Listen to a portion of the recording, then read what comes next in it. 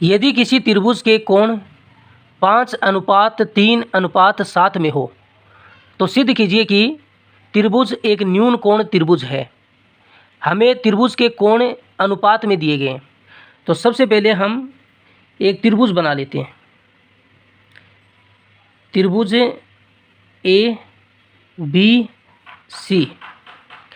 जब भी कोई संख्या अनुपात में दी जाती है तो हम अनुपात को हटाते हैं और गुणा में x लगा देते हैं। अनुपात को हटाने का तरीका क्या है कि उसके गुणा में x लगा दो। पहला कोण हमें 5 दिया है, अनुपात को हटाएंगे, गुणा में x लगाएंगे तो 5x हो जाएगा। पहला कोण 5x हो जाएगा। दूसरा कोण कितना हो जाएगा 3x, और तीसरा कोण 7x हो जाएगा।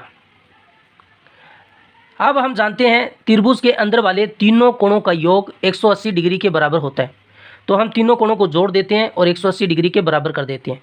पहला कोण 5x है, दूसरा कोण 3x है और तीसरा कोण 7x है। इन तीनों का योग 180 डिग्री के बराबर होगा। 7x में 3x जोड़ेंगे तो 10x, 10x में 5x जोड़ेंगे 15x, 15x बराबर 180 डिग्री। हमें x का मान निकालना है, तो ये 15 गुणा में है, उधर जाएगा तो इसके भाग में चला जाएगा। 180 में 15 का भाग दोगे तो कितना आएगा 15 एकम 15, 3 30, 15 दूनी 30, तो 12 आएगा। x का मान 12 हमें यहाँ पर रखना है, तो ये कोण कितना हो जाएगा 12 का 5 से गुणा किया 60 डिग्री हो जाएगा। 12 का 3 से गुणा किया 12 3 36 डिग्री, तो ये 36 डिग्री होगा। और 12 का 7 से गुणा किया तो ये 84 डिग्री हो जाएगा।